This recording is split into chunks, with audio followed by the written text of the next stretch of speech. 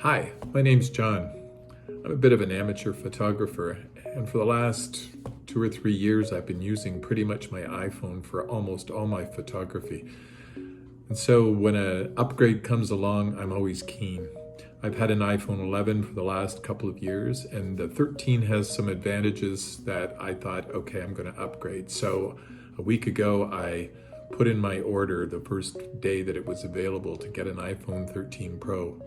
I thought there'd be a while before I got it, but today, on the 24th, my iPhone Pro has arrived.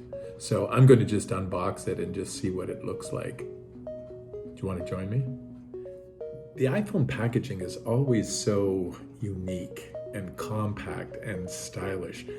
And opening the box is part of the fun. Usually there's a cellophane packaging that goes over the top of the box, but this year there isn't. Instead, there's a little tag that's at the back that you just pull off. Let's see how that works. That's the top one. Here's the bottom one. Opening the box is always a delight. It sort of has a little suction and it feels really good. And here's the phone. The only other things that come in the box are the connecting wire, which is a USB-C to Lightning.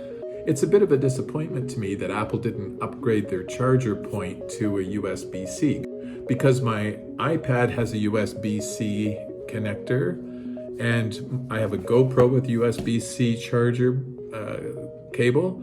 So that would mean I just would need one cable, but Apple's kept the Lightning port that they've used for quite a length of time. The advantage is that your old wires would probably do that. The disadvantage for me is that I'm going to have two wires when I travel, one that will connect my iPad and my GoPro, and then a separate one with a separate connector for my iPhone. I think I can manage that. Nothing else really in the box. Got the phone, you got the connecting cable.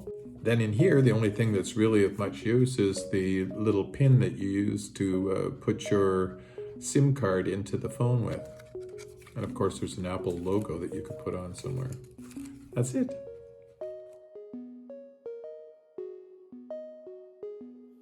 Okay, so I'm just going to physically compare these two phones. Basically, they appear to be almost the same size.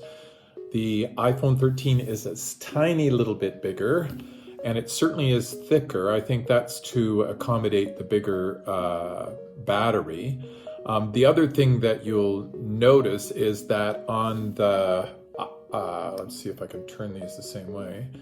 The lenses on the camera on the iPhone 13 are certainly bigger than the ones on the iPhone 11, and they stick out a little bit, which they don't do on the iPhone 11. There's also another little area down here that I think is the LiDAR sensor, which is not part of the iPhone 11. The display is very slightly more on the iPhone 13. And I was a little worried that the size would be different from my iPhone 11, and I really didn't want my phone to get that much bigger. So I'm really glad that the square area space is pretty much the same for both phones. This one does feel a little heavier, but it also feels a little bit more solid, and stainless steel edging around it seems to be really nice and firm, as opposed to this one, which I think is stainless steel as well, but somehow it feels a little bit more fragile. So you can see the bottom looks pretty much the same. There are speakers at the bottom, there's a microphone at the bottom, the charging port is the Lightning port, same as what was before. And as far as I can tell, the buttons on the side are pretty much the same for both phones. So I'm looking forward to seeing how my new phone works.